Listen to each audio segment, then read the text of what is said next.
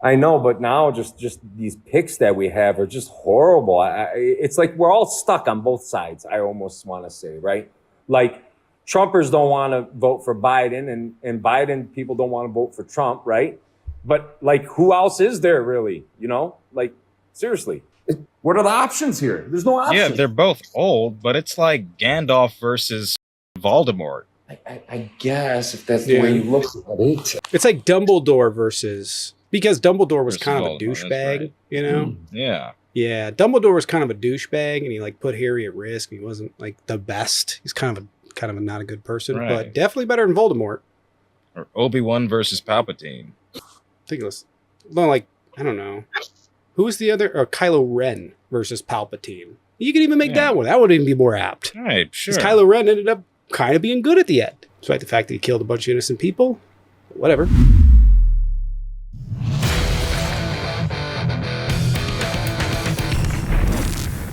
What's up, Lee? Isn't the Democrat Party a cult too? No. How are the Democrats a cult? Same way the Republicans are. We're all cults. All right, we'll make it 1-to-1 here. All right. Do we buy Joe Biden merchandise en masse, like hats and flags and shoes and underwear and stickers? No, but No. he got way more money. Can you name the Joe Biden campaign slogan? He got way more money than Trump for his campaign. So yeah, That's great. That's not a cult. Who, Biden?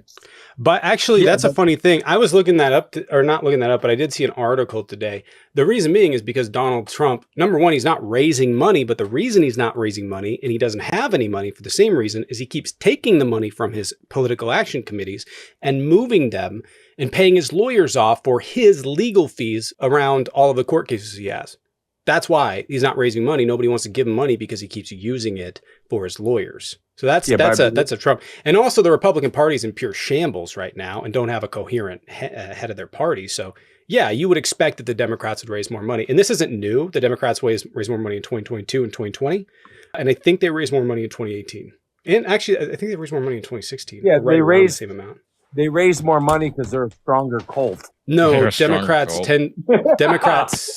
So hold on, that actually doesn't prove your point. Donald Trump has more small dollar donors than Biden does. Oh, wait a minute. I thought the Republican Party was the rich. Biden has more Trump has more small dollar donors than Biden, which would mean that more people are donating to his campaign. So if that's a standard you want to use, Donald Trump is a cult leader because he has more people donating to his campaign.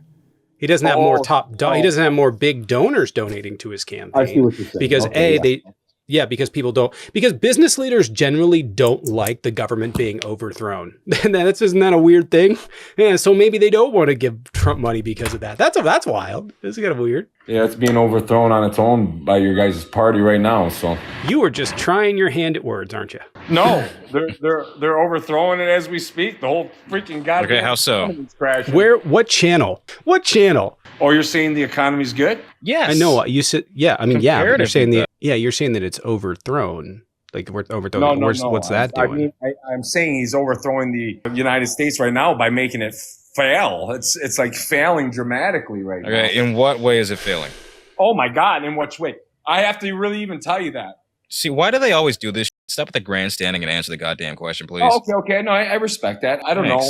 The common person can't even afford to live. How about that? Is that good enough? I don't know. Are you having trouble living right now? Yeah, I actually am. How so? I make get a better job. Get a better 100,000. job. Why is that my responsibility? I'm thriving right now. I'm doing great. Well, it's not about doing good. I thought 100K would do it, but apparently not. So yeah, get a better job, man. You just got to get a better job. That's what Republicans tell everybody is get a better job. Oh, okay. So we're going to go with that with 90% of the population, just get a better job? That's been your mantra. Yes. He walked into the point. That's so wild. Or do you want more government welfare? He actually walked into the point. The exact point we were trying to make. Republicans typically don't like welfare. So so you want the government to intervene on high cost of living, but also you don't. So what is the solution? I want Trump to come back so we can all live again. How's that sound? I want Trump to come back. Well, he's not coming back. Daddy ain't home. What's Trump gonna do? He's gonna do what he did when he was in office. It was great. What's that? Right, but he didn't take in office with record inflation. Right. What did he do? What's he going to do to stop inflation? You guys are like, if you lost the basketball game, it was because, he sprained his ankle, or we missing a player. You come up with every excuse why you lost the basketball. Why are you not answering the question, man? Number one, you guys did coming up that with for every 2020, but that's you also right now. Can you answer the question? How is Donald Trump going to stop inflation? Well, I don't know, but he'll do a lot better. Maybe he'll lower gas prices back again. Maybe He's the reason why it's up. After he raised them? Maybe he'll put some stop or enforce some kind of law for all this inflation pumping that's going on. So government intervention. Wait, the Republicans voted against that, man. Right. Why'd they vote against the Inflation Reduction Act? Oh, why did they vote against? Why did they vote against the price gouging bill? Because the head honcho's not in there. That's why. So Republicans. So they don't actually care about addressing inflation. They just care that it's Trump doing it. When he's in office, I'm sure he. If there was a bill that unilaterally eviscerated cancer in all its forms, Republicans wouldn't sign it because it's not Donald Trump that's signing it. I know. Wait till a Republican's in office. Right. Well, we can wait. No. Let's wait to get into another war too. I mean, why don't we just get in? We'll get into another war while Biden's in, or what? We're not in a war now. Oh, we're not back in these wars that are going on right now. Ukraine. Donald Trump backed these wars. Oh God. Okay. Yes, Donald Trump. The attack in 2019.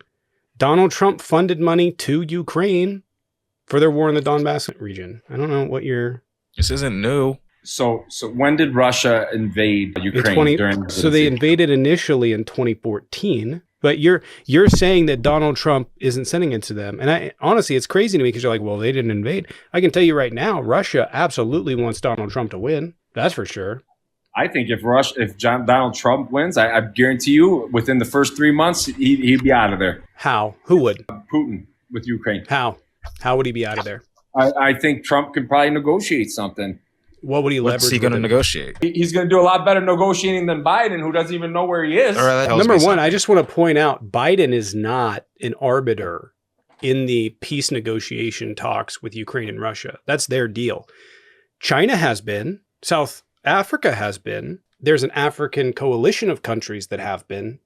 Biden is not. So I don't know what leverage that Donald Trump is going to have that China, that is at least a partial ally of Russia, is not going to already have over Russia. And Russia won't even bend on them. Nothing. They won't make any moves. They've told China right now. Trump in office means strength for the United States, where Biden it doesn't mean anything. Can you answer that question though?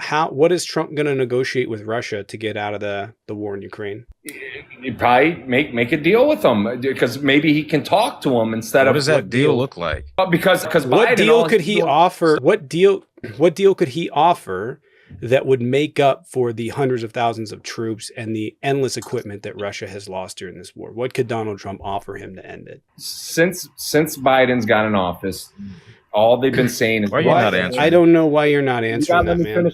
I'll answer it for you. I'll answer it for you. There is no, because you're not answering it. There is no, you're not. It's a simple thing. What is Trump going to leverage? And you start talking about Biden. What I'm saying is, maybe he'll come in different instead of Biden's since he's been in office has been talking bad about Russia. Maybe when Trump comes in, instead of making the media the dictator's feelings, coddle the dictator's feelings, that'll make him pull out of Ukraine. Yeah, just do a little placate. How is it any different when we invaded Iraq from what they're doing? What's the difference? It's not.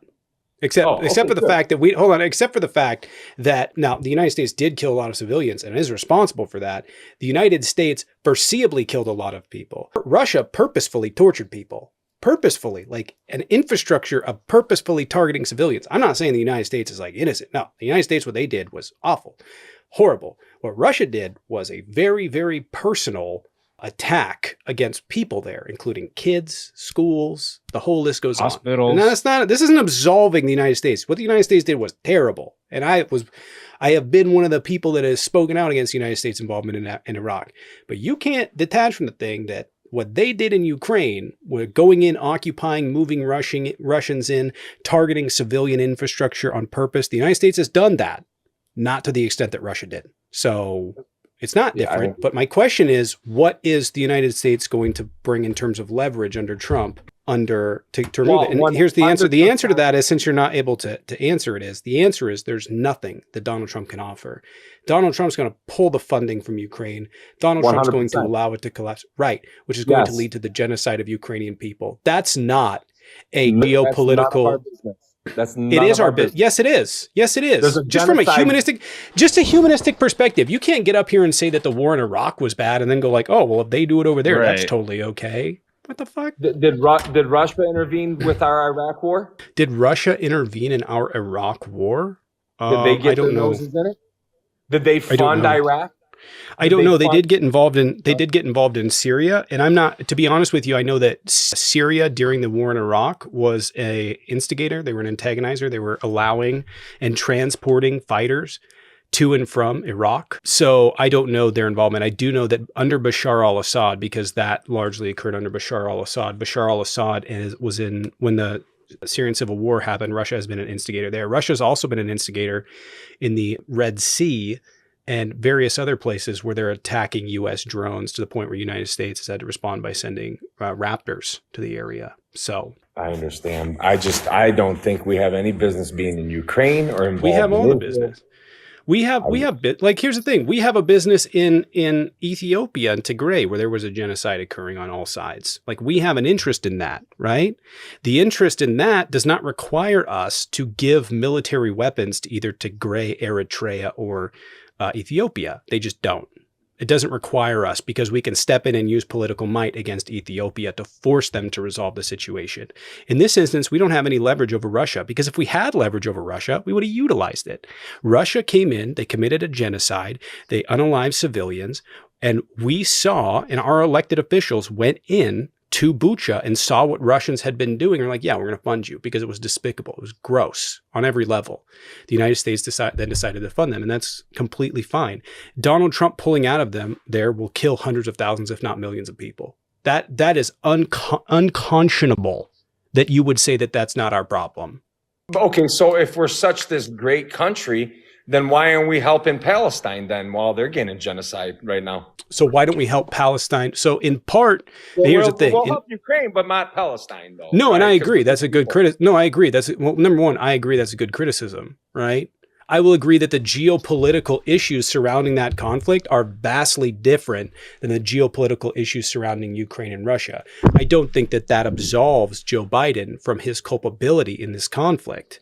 And I think he's done a really job. And in fact, one of the things I criticized him early on with was that he was an arbiter of more restrictive actions by states to kill less people. He was the only person that stood up and said, we will not sign off on your peace deal with, this is to Israel, we will not sign off on your peace deal with Saudi Arabia unless you can figure out the two-state solution. And this is right before the attack on October 7th happened. He's the only president that stood up and said, this rhetoric, done, when they were talking about leveling cities. He's been the only person that stood up. I don't think that that's enough. I think it's completely foreseeable that the actions that Netanyahu took, he was going to take.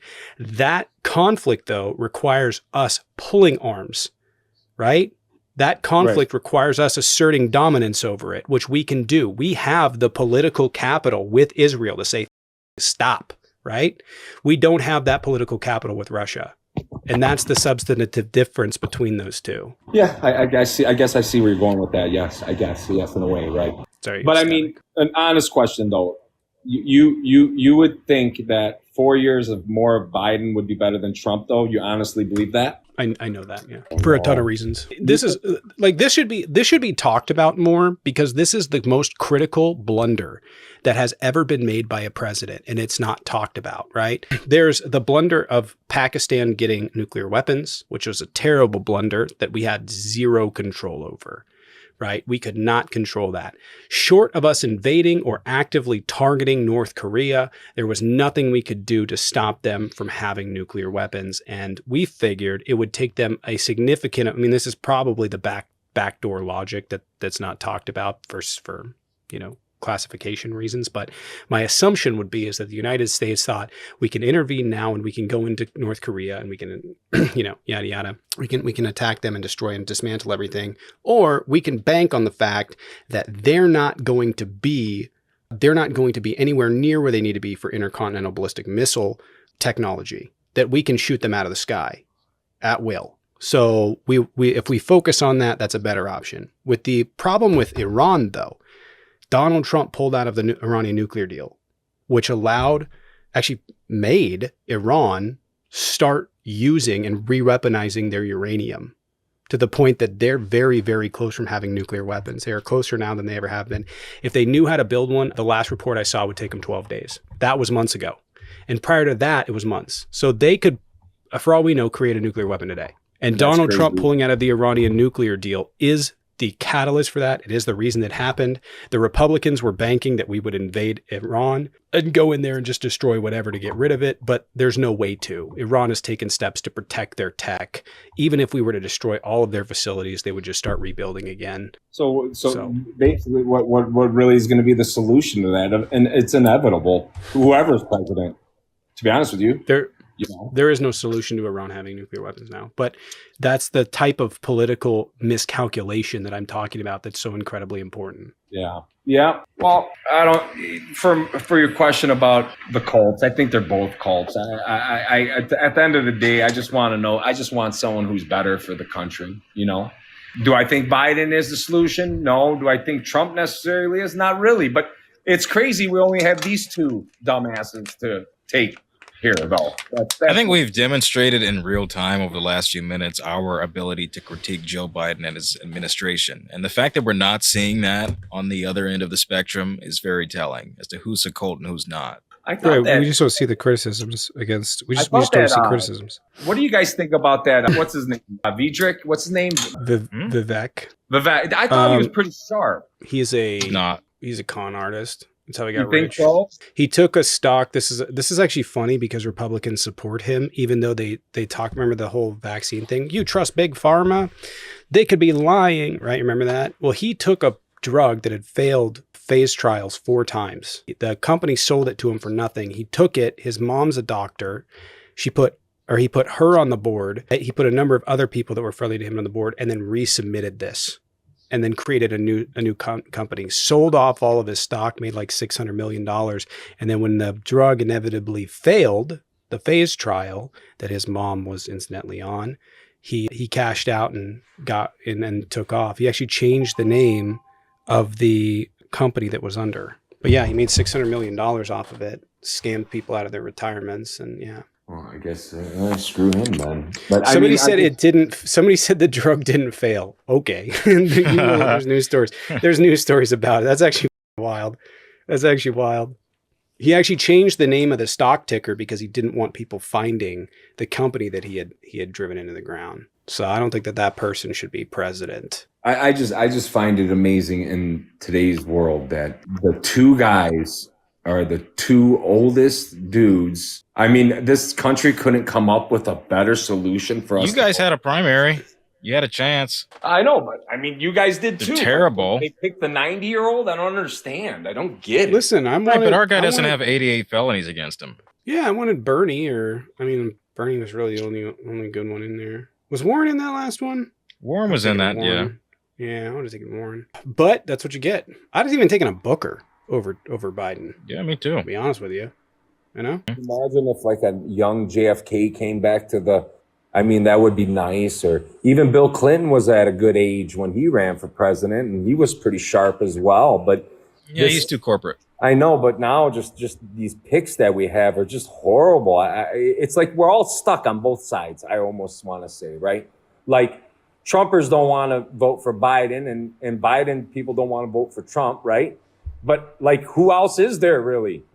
Like seriously, what are the options here? There's no options. Yeah, they're both old, but it's like Gandalf versus Voldemort. I guess if that's the way you look at it. It's like Dumbledore because Dumbledore was kind of a douchebag, right. Yeah. Yeah, Dumbledore was kind of a douchebag, and he like put Harry at risk. He wasn't like the best. He's kind of a not a good person, but definitely better than Voldemort.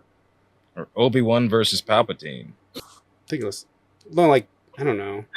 Who was the other? Or Kylo Ren versus Palpatine. You could even make that one. That would even be more apt. All right, sure. Because Kylo Ren ended up kind of being good at the end, despite the fact that he killed a bunch of innocent people. Whatever. Anyways, you get the point. So. Who hasn't? With these 88 felonies that you're speaking of, does he have? This is just a question. Has he been charged with one yet or no? He's been charged, not Felonies? convicted. He Not keeps pushing convicted. back his court dates. Well, we should all wait until he's convicted, because you can't judge people before they're convicted. That's I the mean, way. if that were true, then the Republicans would not be chanting "lock her up." They would not be chanting "corrupt Joe" or the Biden crime family or anything of that extent. And yet they do. Well, they're kind of forced to because they're doing it to Trump. They've been saying that before. They said it in 2020. And that's a whole nother thing. That They were Hillary, investigating in 2016 when they were saying "lock her up," crooked Hillary. she was so crooked. Like, What did she didn't- do? Has she been convicted? No. But I mean, that's amazing how she didn't get no trials.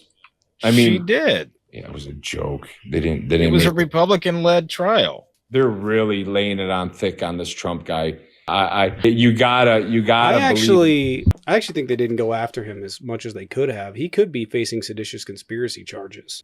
There's 2 other states that he's being investigated in. Like if you read the indictments, the stuff that he did, it's pretty obvious. It's not even like he tried to hide it. That's the most shocking part, I think, why everybody's like, "Oh, I can't believe it that they're coming after him." It's like, really? Because he did everything in public around lots of Right. witnesses. One thing I can guarantee to you guys, and I would guarantee my life. I promise you, at the end of the day, he's not going to be convicted. I promise you. Okay. Only He time said he wouldn't be indicted. Yeah, I think he's gonna be convicted. he's going to be everything until at the end. Then it's going to end up non-convicted. I promise you. His first trial is in 12 days. Good. I can't wait till you guys see that he's not going to be convicted. I promise you. Okay. Well, They have his name on the papers. Like he signed the papers. It's 30-something charges for falsifying business records. They have his name, his signature on the paper. They have numerous different people testifying against him. And he's got his defense as well, but you're not hearing about it because it's so one-sided. His defense is immunity. That's his defense. Not that he didn't do it, but that he's immune from prosecution. Well, eventually he's going to have to, He's got 12 days, so tick-tock. Well, 12 days. What is it? The first It's the Stormy Daniels case. Is it Falsifying business records case. is it a hearing or is it a? That's the trial. It's the trial. So it's the beginning. So in 12 days you won't find out. It's going to go on for a while. It could, but we'll have a decision by the summer. Yeah. Before the summer, if anything. Whole Stormy Daniel things. I don't even understand it. She signed a contract for it to be hushed, and then she can come back and sue him. That doesn't even make sense and illegal. She's not suing him. Yeah. What exactly is she doing then? I don't. She's going to be testifying against him. So he tried to sign off an NDA that said you can't talk about what happened. In the legality of that, I don't think that's legal, but I'm not super up on the case. I'll read the briefs from both sides and the amicus briefs going into the next week or this weekend. But basically, the reason that she's testifying is she had him sign an NDA. The problem was he broke the law in doing that, right? You can't break the law and then have it be part of an NDA. Like if an NDA conflicts with justice being brought, the NDA is gone. So Yeah, but the NDA doesn't thing because he committed a thing. That means Stormy Daniels going to have to pay him back. So now, No, that she's being not done- suing. no, to pay him back the hush money. No, it doesn't. I think she's going You to have pay to. him back. Why? Yeah. I have no idea. That's what the hush money was for her to not. So now she's probably going to end up paying back what she owes, and I wonder who's paying for that. That's a whole nother weird thing. So She had a book. Yeah. So I think she made a couple million off that. I don't know. I don't know what to tell you. He claimed the hush money as a legal expense and ergo a tax deduction. And also, was that that was the initial crime? Yes. Because he tried to move it through political finances, which is what made it a thing, made it a felony. Anyway. and after 5 years or 6 years, they're starting to do it now. All of a sudden, isn't that a little strange? Well, he was. Well, no, Alvin Bragg pushed President. it back. Like people went after Alvin Bragg, but he was also Donald Trump was the president. So, like some of the investigative stuff couldn't happen until after. So People don't understand And plus- what she lost exactly. That was a defamation trial, and she had to pay legal fees. oh, Carol. No, this is Stormy Daniels. She lost the defamation trial a few years ago. Oh yeah. But what I'm trying to say is, like, this man became president, and all these felonies. He was good enough to become president, but afterwards he's getting tortured for it. I don't understand how this country works, I guess. Why would they let him be a president in the first place if he was such a felon? I don't even understand. You guys are voting for him. That's a question for you. It's just strange that he was good enough then, but now all of a sudden he's a convicted felon. And He wasn't good enough then. He's So a why criminal then as well.